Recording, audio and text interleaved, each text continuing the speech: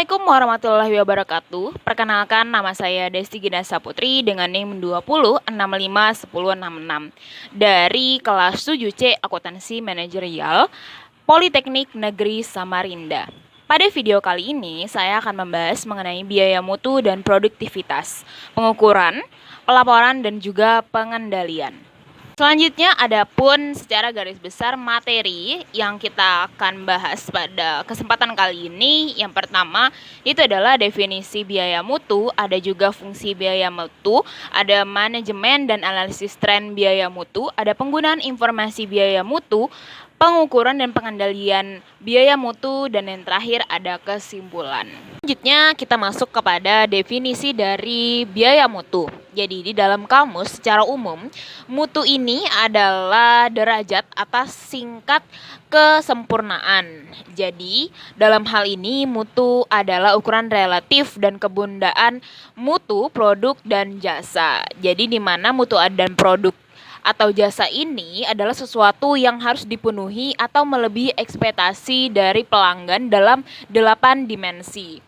Jadi, produk atau jasa yang berkualitas adalah sesuatu yang harus memenuhi atau melebihi ekspektasi pelanggan dalam hal 8 dimensi. 8 dimensi ini antara lain, yang pertama adalah kinerja, yang kedua ada estetika, yang ketiga yaitu adalah kemudahan perawatan, yang keempat ada fitur, yang kelima adalah keandalan, yang keenam ada tahan lama, yang ketujuh kualitas kesesuaian, dan yang terakhir adalah kecocokan penggunaan. Selanjutnya yaitu adalah perbaikan mutu. Jadi perbaikan mutu ini adalah untuk meningkatkan 8 dimensi yang saya sebutkan sebelumnya tanpa mengorbankan kinerja dimensi lainnya, dan juga untuk mengalahkan pesaing satu atau lebih dalam dimensi yang sama. Kesesuaian. Jadi kesesuaian ini adalah aspek yang paling penting untuk menentukan produk yang tidak sesuai atau cacat.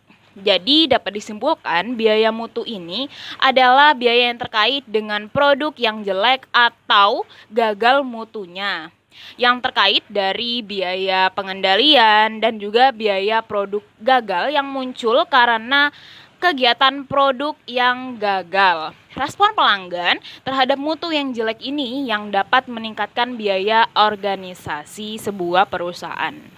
Kita masuk kepada jenis-jenis biaya mutu. Jadi dari definisi kegiatan yang berhubungan dengan mutu produk atau jasa dapat diambil 4 jenis kategori biaya mutu. Yang pertama yaitu adalah biaya pencegahan, di mana biaya pencegahan ini yaitu mencegah mutu buruk atau jika meningkat. Biaya produk gagal ini cenderung akan berkurang. Yang kedua yaitu adalah biaya penilaian. Biaya penilaian ini terjadi untuk menentukan apakah suatu produk atau jasa tersebut sesuai dengan persyaratan dan kebutuhan pelanggan.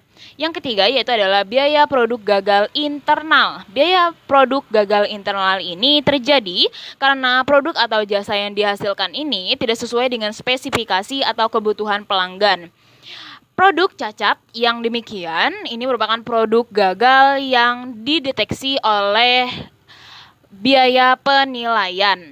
Yang keempat yaitu adalah biaya produk eksternal, di mana biaya produk eksternal ini terjadi karena produk atau jasa yang dihasilkan gagal memenuhi persyaratan dan kebutuhan pelanggan setelah barang dikirim ke pihak pelanggan. Selanjutnya yaitu adalah mengukur biaya mutu. Jadi, biaya mutu ini dapat diklasifikasikan menjadi 2, yaitu biaya yang terlihat dan juga biaya yang tersembunyi. Biaya yang terlihat ini adalah biaya yang disajikan dalam catatan akuntan organisasi. Sedangkan untuk biaya yang tersembunyi yaitu adalah biaya oportunitas yang terjadi karena mutu yang jelek. Adapun 3 metode untuk mengukur biaya mutu. Yang pertama yaitu adalah metode pengganda, yang kedua metode penelitian pasar, dan yang ketiga yaitu adalah fungsi rugi mutu Taguchi. Selanjutnya kita masuk kepada pelaporan informasi biaya mutu. Jadi, sebuah sistem pelaporan biaya mutu memiliki arti penting bagi perusahaan yang menaruh perhatian serius terhadap perbaikan dan pengendalian biaya mutu. Langkah serius atau langkah perhatian serius dan paling sederhana yang digunakan oleh perusahaan yaitu adalah menciptakan sistem semacam untuk menilai biaya mutu aktual saat ini. Pencatatan biaya aktual secara terperinci berdasarkan kategorinya memberikan dua masukan pandangan yang penting. Yang pertama yaitu adalah catatan tersebut mengungkapkan besarnya biaya mutu dalam setiap kategori yang memungkinkan para manajer untuk menilai dampak keuangannya. Yang kedua yaitu catatan tersebut menunjukkan bahwa distribusi biaya mutu menurut kategori yang memungkinkan para manajer untuk menaruh kepentingan relatif dari setiap kategori. Selanjutnya yaitu adalah laporan biaya mutu. Jadi pentingnya biaya mutu ini dari segi keuangan dinilai dapat lebih mudah untuk menampilkan biaya-biaya mutu sebagai presentasi dari penjualan aktual. Ada dua pandangan mengenai biaya mutu yang optimal. Yang pertama adalah pandangan tradisional yang mengacu kepada pencapaian tingkat mutu yang tepat, dan juga pandangan kontemporer yang dikenal sebagai pengendalian mutu menawarkan kepada para manajer masukan pandangan tentang bagaimana biaya mutu tersebut sebaiknya dikelola. Selanjutnya yaitu adalah fungsi biaya mutu. Fungsi biaya mutu dilihat dari pandangan kualitas yang dapat diterima atau pandangan tradisional. Pandangan kualitas yang dapat diterima ini menyatakan bahwa biaya pengendalian dan biaya kegagalan ini memiliki hubungan yang terbalik, di mana saat biaya pengendalian naik, maka seharusnya biaya kegagalan ini harusnya turun. Sedangkan jika penurunan biaya kegagalan lebih besar dari biaya pengendalian, maka perusahaan harus tetap meningkatkan upayanya untuk mencegah atau mendeteksi produk yang tidak sesuai.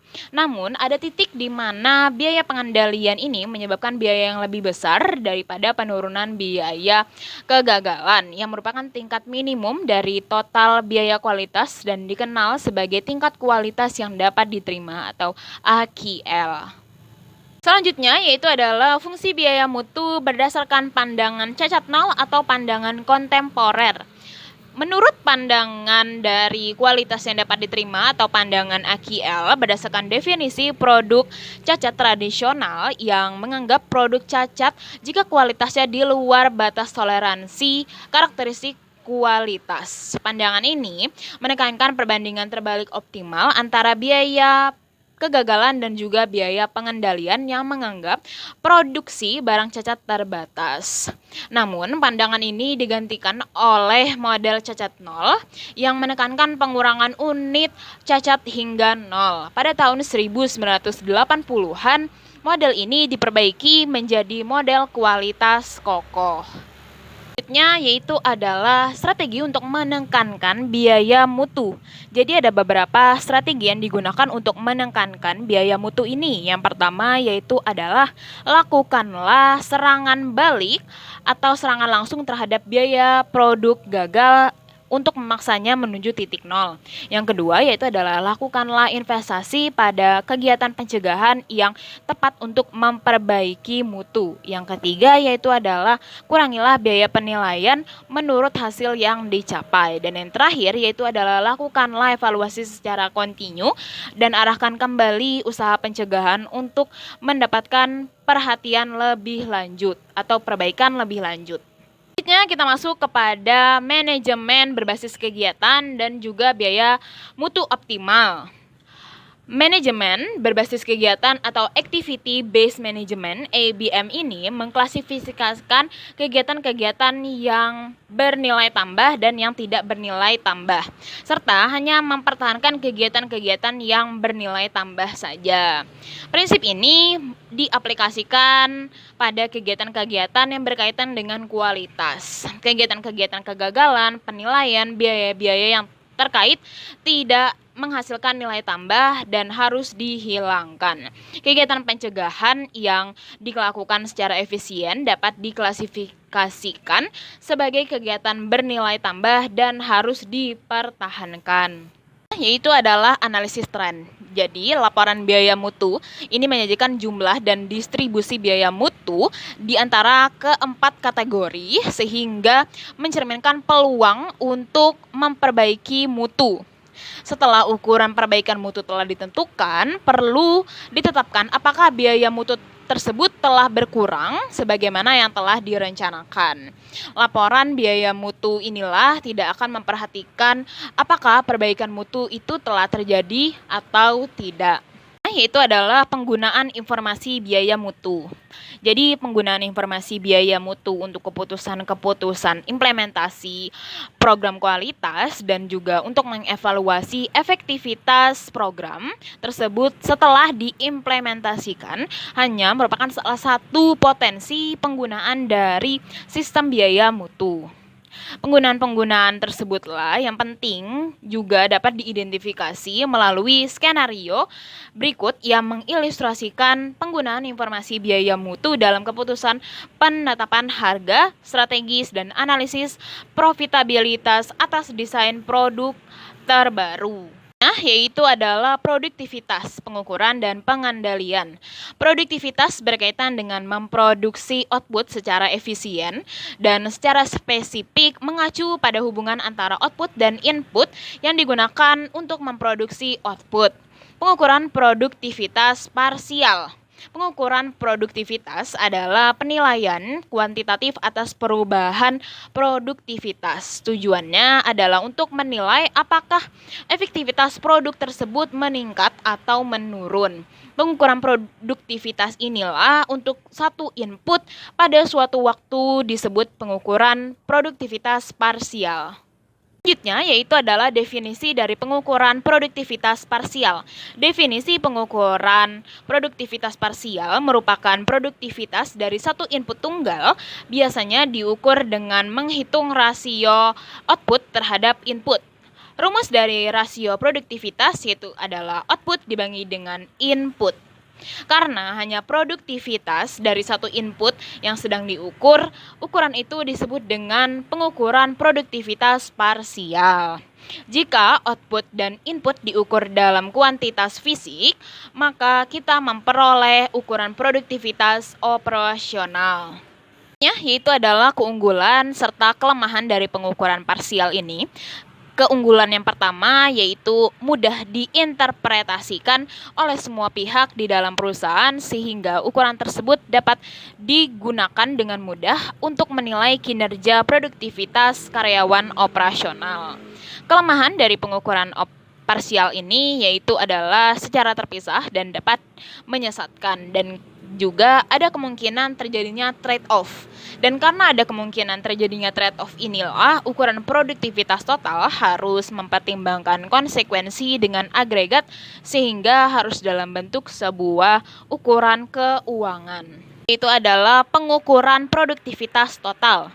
Pengukuran produktivitas total adalah mengukur hasil total perusahaan dengan fokus pada input yang relevan. Dalam praktiknya, mengatur pengaruh dari seluruh input itu sebenarnya tidak perlu diperlakukan. Tetapi perusahaan hanya mengukur produktivitas dari faktor-faktor yang dianggap sebagai indikator relevan bagi keberhasilan dan kinerja perusahaan. Ada dua pendekatan. Yang pertama adalah profil produktivitas dan juga produktivitas yang berkaitan dengan laba perusahaan. Ini adalah ilustrasi yang saya sebutkan sebelumnya untuk mengukur produktivitas. Jadi, ada perusahaan kalkun company menerapkan proses produksi dan perakitan baru pada tahun 2022. Berikut data untuk tahun 2021 dan 2022.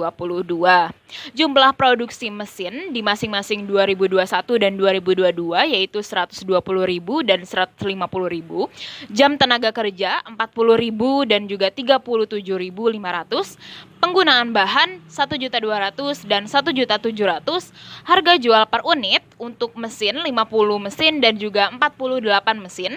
Upah tenaga kerja per jamnya yaitu 11 dan 12. Biaya bahan per kilogram yaitu 2 dan 3.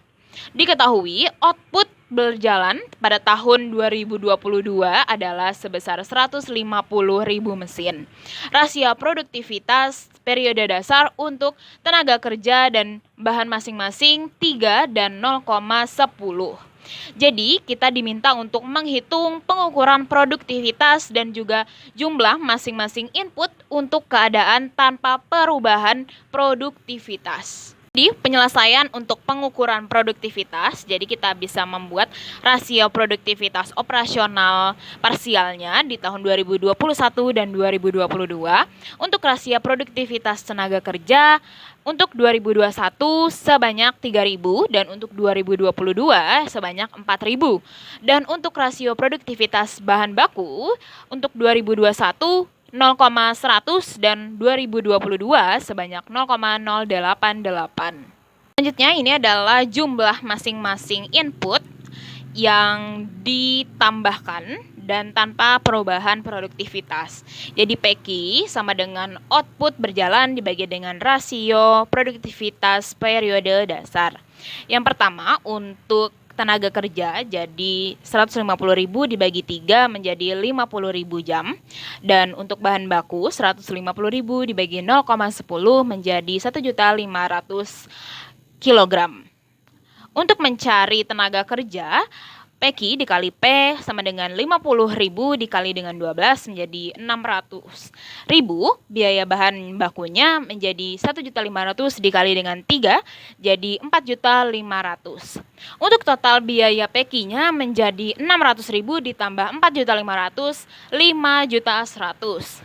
Untuk mencari total biaya berjalan, maka biaya bahan bakunya yang 37.500 tadi dikali dengan 12 menjadi 450 dan bahan bakunya 1.700.000 dikali dengan 3 menjadi 5.100.000. Maka didapat total biaya berjalan sebanyak 5.550.000. Pengaruh produktivitas terhadap laba, maka pengaruh terkait laba tersebut dengan rumus total biaya PQ dikurang dengan total biaya berjalan 5.100.000 dikurang dengan 5.550.000 didapat menjadi 450.000 dengan indikasi penurunan laba. Selanjutnya yaitu adalah komponen pemulihan harga, jadi selisih antara perubahan laba total dan juga perubahan produktivitas terkait dengan laba disebut dengan komponen pemulihan harga atau price recovery component.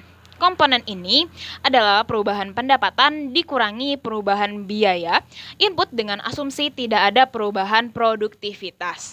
Oleh karena itu, komponen pemulihan harga mengukur kemampuan perubahan pendapatan inilah untuk menutupi perubahan biaya input dengan asumsi tidak ada perubahan produktivitas. Kita masuk kepada kesimpulan, maka dapat disimpulkan dari pembahasan yang saya bahas tentang biaya mutu dan produktivitas ini, peningkatan kualitas itu dapat meningkatkan produktivitas, tetapi juga dapat menurunkan produktivitas. Penurunan jumlah unit cacat itu dapat memperbaiki kualitas. Namun, sedangkan pengurangan jumlah input yang digunakan itu dapat meningkatkan produktivitas. Sebuah perusahaan itu mungkin saja memproduksi barang dengan sedikit atau tanpa cacat, tetapi masih menjalankan proses yang tidak efisien.